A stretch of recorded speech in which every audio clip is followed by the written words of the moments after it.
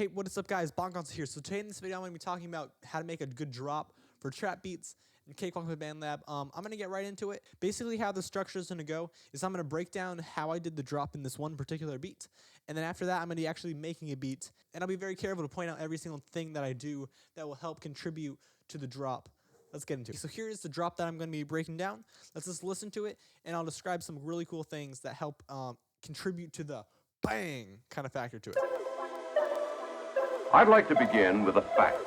Whether in a small town like McAllen in the Rio Grande, or in Chicago, New York, or Los Angeles, it is business, big business.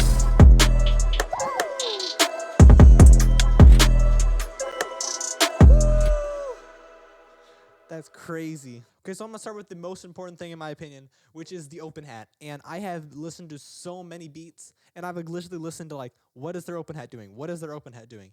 In this case, I only have one open hat that's playing right at the beginning of the thing. And it sounds like that. But I want to show you what it sounds like when you add the kick in. Listen to what the kick and the open hat combination sounds like. It's so crisp. If we listen to this drop without the open hat, this is what it sounds like. It is business, big business. It's okay, but it's not that great. Now let's listen to what it sounds like with the open hat. It is business, big business. Now there's a second thing that's super critical to making a good drop. It's having a soft clipper on your master.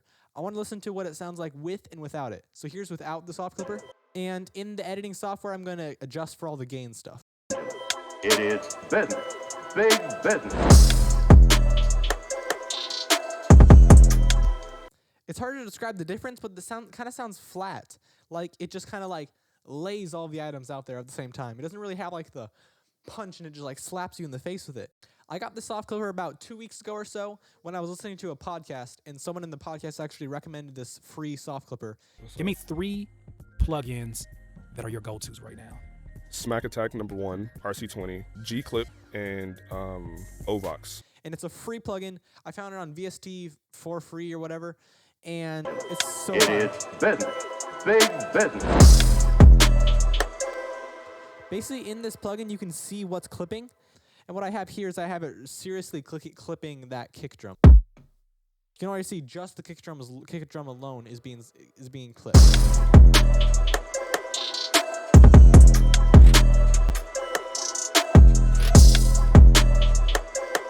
Also, another thing, if you listen to this 808 alone,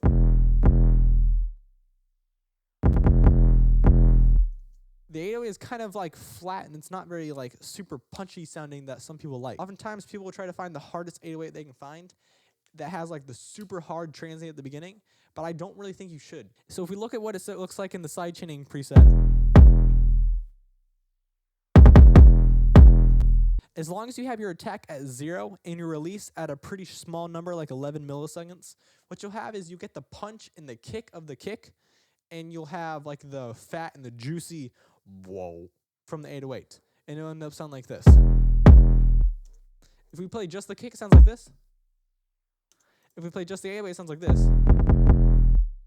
But if we play them together, it just really works together nicely. And also I recommend that you cut out all of the low end of the open hat, like I do here. As you can see, there's nothing below, what is that, 2K? Look on the frequency analyzer, look at what it sounds like together. What you've got is you have the open hat playing above 2K, and you have the kick playing below 2K. What we have here is we have the dun dun dun dun dun dun dun dun dun dun dun dun of the the melody, and it's kind of setting a tempo, but it kind of sounds free and open, and you have people kind of shaking their shoulders. But when you have the open hat in, people are starting nodding their heads, and then the clap comes in, and it's ooh, ooh, ooh. I sound like a monkey. And then the kick and the open hat come in, and you can't help but dance. I'd like to begin with a fact. Whether in a small town like McAllen in the Rio Grande, or in Chicago, New York, or Los Angeles, it is business, big business.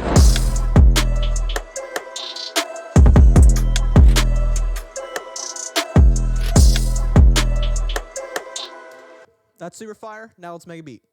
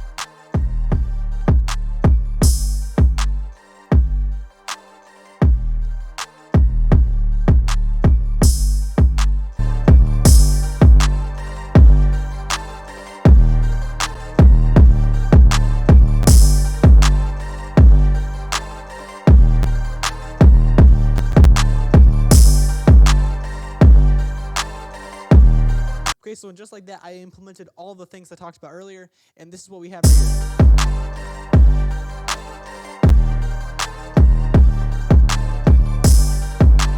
So let me just run over what I did once more. I have this kick here. It's the same one I used in the last beat. But there's actually one little difference I did, and I actually do this quite a bit nowadays. I actually put a G clip on just the kick drum. So basically what it's doing is, like, when we get to the soft clipper on the master chain, it's already thumping pretty hard. That's really hard, that's really fire. And having the clipped kick go into the soft clipper on the master chain, it just sounds perfect in my opinion. And then we have this 808. And it's being side chain once more. I'm not sure if I talked about this before, but I also put a side chain on the melody, just so that the melody gets out of the way whenever the kick hits. And then we also have the clap.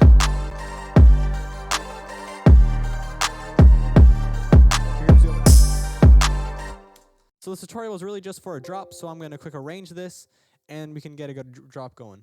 So what I did there was I simplified the drums a little bit, just so that it wouldn't be like too chaotic and too syncopated right at the beginning. So here's what it kind of sounds like.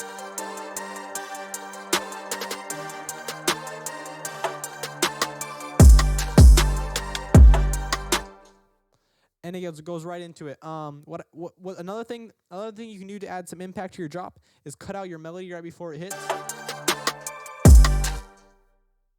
And let's keep just like this pad-ish synth sound.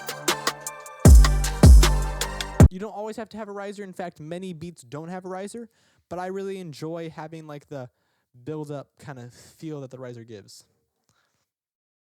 Let's hear what this sounds like all together. And just like that, we have a super duper fire intro.